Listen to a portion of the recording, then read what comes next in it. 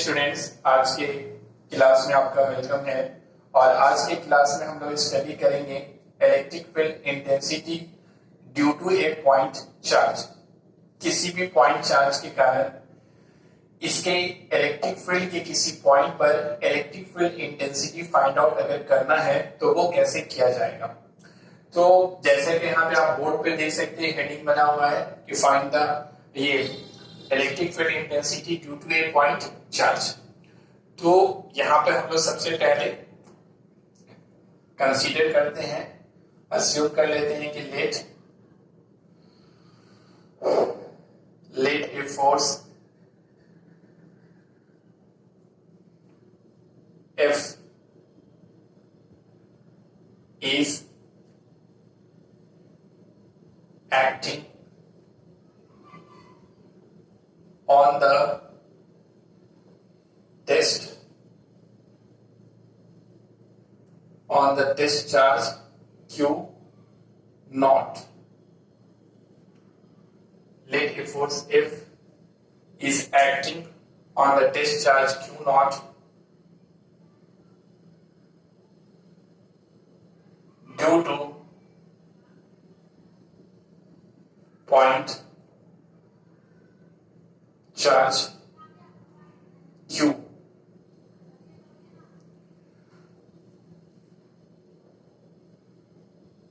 At a distance r from it. Let a force F is acting on the test charge Q naught due to point charge Q at a distance r from it. ये मान के चला जा रहा है कि कोई test charge है Q और इससे r डिस्टेंस पर, तो ये चार्ज है, सॉरी टेस्ट चार्ज नहीं, पॉइंट चार्ज Q है। तो किसी भी चार्ज के चारों ओर क्या होता है, इलेक्ट्रिक फील्ड होता है। तो इसके चारों ओर भी क्या होगा, इलेक्ट्रिक फील्ड होगा। सपोज दैट इलेक्ट्रिक फील्ड तो दिखाई पड़ता नहीं है, तो ये हम लोगों ने मान लिया कि इसके चारों ओर क्या है, कोई इलेक्ट्रिक फील्ड है इस तरह का।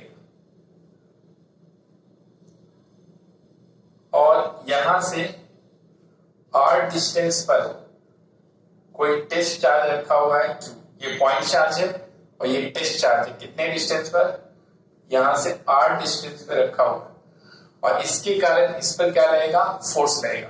ये प्लस ये प्लस, तो प्लस प्लस के बीच में क्या होता है, रिपल्सिव फोर्स लगता है। तो ये इसको रिपेल करेगा, इस पर फोर्स लगाएगा इस डायरेक्शन में, और वो फोर्स F है।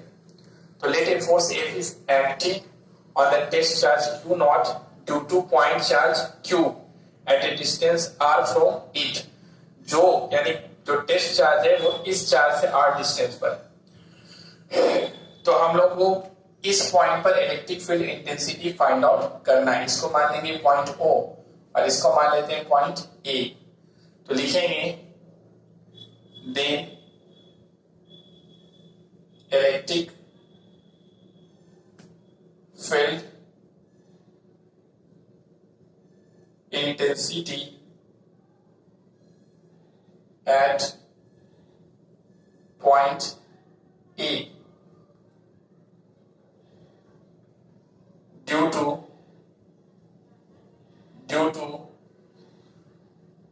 point charge Q। point charge Q के कारण इस पॉइंट पर जो इलेक्ट्रिक फील्ड इंटेंसिटी होगा वो हो जाएगा E इक्वल टू, हम लोगों ने क्या पढ़ा था, force by charge, test charge. तो फोर्स के लिए F और टेस्ट चार्ज के लिए Q naught. E equal to F by Q naught. इसके ठीक प्रीवियस क्लास में हम लोगों ने इस पर डिस्कस किया था। इसको सपोज दैट इक्वेशन फर्स्ट मान लेंगे। उसके बाद लिखेंगे वी नो दैट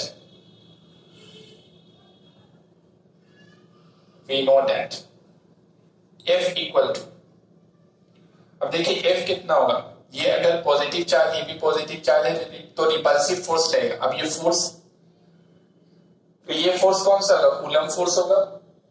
और कूलम फोर्स का फॉर्मूला क्या पढ़ा था हम लोगों ने, कूलम फोर्स का फॉर्मूला होता है K और ये होता है Q1 इंटू Q2 बाई क्या होता है R स्क्वायर होता है। ठीक है, जहां R क्या है, दोनों के बीच का डिस्टेंस हो जाएगा। अब देखिए यहाँ पे जो फर्स्ट चार्ज है वो Q है और सेकेंड चार्ज जो दिया गया है वो है Q0 है। तो यहाँ पे फर्स्ट चार्ज की जगह पे Q6 लिखेंगे और यहाँ पे इसको क्या कर देंगे Q0 बना देंगे। ठीक है, तो ये हम लोगों के हो गया इन दोनों की, यानी इसके कारण यहाँ पर लगने वाला जो फोर्स होगा इलेक्ट्रिक फोर्स वो हो जाएगा F इक्वल टू के Q इंटू Q0, दोनों का मॉड बाई R स्क्वायर होगा। तो इसको इक्वेशन सेकेंड, तो यहां से लिखेंगे from equation first and equation second. First और सेकेंड से क्या कर सकते हैं, F का वैल्यू यहां से यहां पे पुट करेंगे तो E इक्वल टू हो जाएगा F, तो F इक्वल टू क्या हो गया K Q1 sorry Q into Q0 by क्या हो गया R स्क्वायर, और बाई में ये तो फोर्स का, यहाँ पे फोर्स का ये पूरा वैल्यू पुट किए और नीचे में क्या है Q0 है, तो यहां पे हो जाएगा आपको Q0, तो E इक्वल टू हो जाएगा यहां से K Q और इसको मॉड के बाहर निकालेंगे तो Q0 बाई, और ये दोनों आपस में क्या होगा मल्टीप्लाई हो जाएगा तो R स्क्वायर इंटू Q0, ये Q0 कट हो जाएगा। तो यहां से हम लोग को क्या मिल गया E इक्वल टू हो जाएगा K Q by R square. देखिए ये हम लोग को मिल गया, यानी कि इस पॉइंट पर पॉइंट ए पर जो इलेक्ट्रिक फील्ड इंटेंसिटी होगा इस पॉइंट चार्ज Q के कारण, तो उसका अगर, और ये चार्ज अगर टेस्ट चार्ज यहां से R डिस्टेंस पर, पॉइंट ए अगर यहां से R डिस्टेंस पर है तो पॉइंट चार्ज Q से R डिस्टेंस पर जो इलेक्ट्रिक फील्ड इंटेंसिटी होगा वो होगा E इक्वल टू के Q बाई R स्क्वायर हो जाएगा। ठीक है, और इसका अगर डायरेक्शन की बात करें तो हम लोगों ने इससे पहले वाली क्लास में पढ़ा था कि E का जो डायरेक्शन होता है वो फोर्स के डायरेक्शन में होता है, तो फोर्स का डायरेक्शन इस तरफ है यानी O से A की तरफ है, यहां से इस तरफ है, तो E का डायरेक्शन भी क्या हो जाएगा अलोंग OA हो जाएगा। किस डायरेक्शन में हो जाएगा अलोंग OA। ठीक है, ये हम लोग का क्या हो गया, ये हम लोग का फॉर्मूला हो गया, जनरल फॉर्मूला हो गया। अब अगर पॉइंट चार्ज पॉजिटिव की जगह पर अगर निगेटिव होता तो भी यही फॉर्मूला लगेगा, यहां पर हम लोग -2 भरेंगे और ये डायरेक्शन चेंज हो जाएगा। अगर यहां पर चार्ज निगेटिव रखते हैं तो देखिए ये माइनस ये प्लस, तो दोनों के बीच अट्रैक्टिव फोर्स लगेगा, तो ये क्या करेगा इसको अट्रैक्ट करेगा, यानी फोर्स का डायरेक्शन इस तरफ हो जाएगा। तो लिखेंगे अलोंग AO, यानी A से O की तरफ हो जाएगा, A से किस तरफ हो जाएगा A से हो जाएगा O की तरफ। तो इस तरह से पॉइंट चार्ज प्लस हो या माइनस हो उसका मैग्नीट्यूड होगा कि mod Q by R square, और डायरेक्शन हम लोग अपने हिसाब से प्लस माइनस देख करके क्या करेंगे उसमें पुट कर देंगे। तो ये हम लोग को क्या निकलेगा electric field intensity at point A निकल गया R डिस्टेंस। ठीक है, the electric field intensity at point A due two point charge Q के कारण। इस तरह से किसी भी पॉइंट पर आप निकाल सकते हैं। मान लीजिए कोई पॉइंट आपको यहाँ पे दिया हुआ है, पॉइंट बी दिया हुआ है जो यहाँ से R1 डिस्टेंस पर, तो आप उसके लिए क्या हो जाएगा यहाँ पे R1 हो जाएगा, और जो भी वैल्यू दिया रहेगा उसको पुट करेंगे और वैल्यू यानी इलेक्ट्रिक फील्ड इंटेंसिटी का वैल्यू निकाल लेंगे, फाइंड आउट कर लेंगे। तो ये तो हो गया हम लोग का स्केलर फॉर्म में। अगर हम लोग इसी को वेक्टर फॉर्म में अगर देखना चाहें तो यहां पे आपको बताते हैं,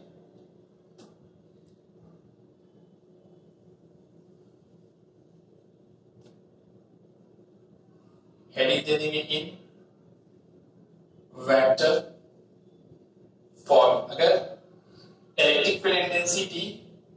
किसी भी पॉइंट चार्ज के कारण फाइंड आउट करना है इन वेक्टर फॉर्म में। तो देखिए अगर ये अगर चार्ज है, पॉइंट चार्ज क्यू है और यहां से कुछ डिस्टेंस पर, आर डिस्टेंस पर अगर कोई टेस्ट चार्ज क्यू रखा हुआ है तो सबसे पहले क्या करेंगे, ये अगर O है और ये A है, सॉरी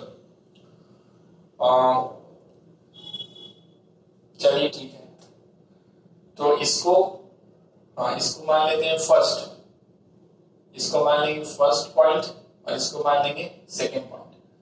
तो देखिए यहां से हम वेक्टर ड्रॉ करेंगे, ये वेक्टर हो जाएगा क्योंकि इसके कारण फोर्स किधर लगेगा, इस तरफ फोर्स लगेगा, है ना, ये फोर्स लगेगा, ये प्लस ये भी प्लस, तो फोर्स इस तरफ लगेगा। अब देखिए यहां से यहां, यानी कि इस डायरेक्शन में, फोर्स के डायरेक्शन में एक वेक्टर ड्रॉ करेंगे, इधर से इधर जो वेक्टर ड्रॉ करेंगे तो ये वेक्टर हो गया, और ये वेक्टर को ये हो जाएगा आर, 1 से किधर हो जाएगा, 1 से 2 की तरफ, ठीक है, 1 से 2। तो अगर ये वेक्टर यहां से यहां तक r12 है, ये वेक्टर r12 है, 1 से 2 की तरफ है, तो यहां से यहां तक का मैग्नीट्यूड, यहां से यहां तक का लेंथ कितना होगा, या फिर इस वेक्टर का यहां से यहां तक का लेंथ कितना होगा, यहां से यहां तक का मैग्नीट्यूड कितना होगा। तो इस अगर वेक्टर ये r12 यहां से यहां तक है, तो यहां से यहां तक का जो लेंथ हो जाएगा या डिस्टेंस हो जाएगा वो हो जाएगा r12 का मॉड हो जाएगा, ठीक है, वेक्टर का साइन देंगे यहाँ पे, r12 का मॉड हो जाएगा, है ना। Vector form of coulomb law जो पढ़े थे हम लोग, उसमें हम लोगों ने ये इसको डिस्कस किया था। तो देखिए यहां से क्या लिख सकते हैं, वी नो दैट, तो हम लोग क्या जानते हैं कि F इक्वल टू हुआ था K और Q, ठीक है, Q और बाई यहां पे हो जाएगा R12 का होल क्यूब हो जाएगा, और यहां पे वेक्टर हो जाएगा R1 से 2 की तरफ। इस पे जो vector form of Coulomb's law है, उस समय जब हम लोग डिस्कस कर रहे थे, स्टडी कर रहे थे, उस समय हमने इसको डिटेल से बताया था कैसे कैसे लिखना है। अगर आप यहाँ पे प्रॉब्लम को समझने के लिए, तो आप vector form of Coulomb's law है उसको आप जाकर के, है ना, प्ले लिस्ट में जाकर के उसे आप स्टडी करेंगे तो फिर ये आपको अच्छे से समझ में आएगा कैसे कैसे की। ये तो ऑलरेडी उसमें हमने बताया था किस तरह से इसको लिखा जाएगा, ये फॉर्मूला किस तरह से बना था। तो F का वैल्यू निकल गया, लिखेंगे देन E इक्वल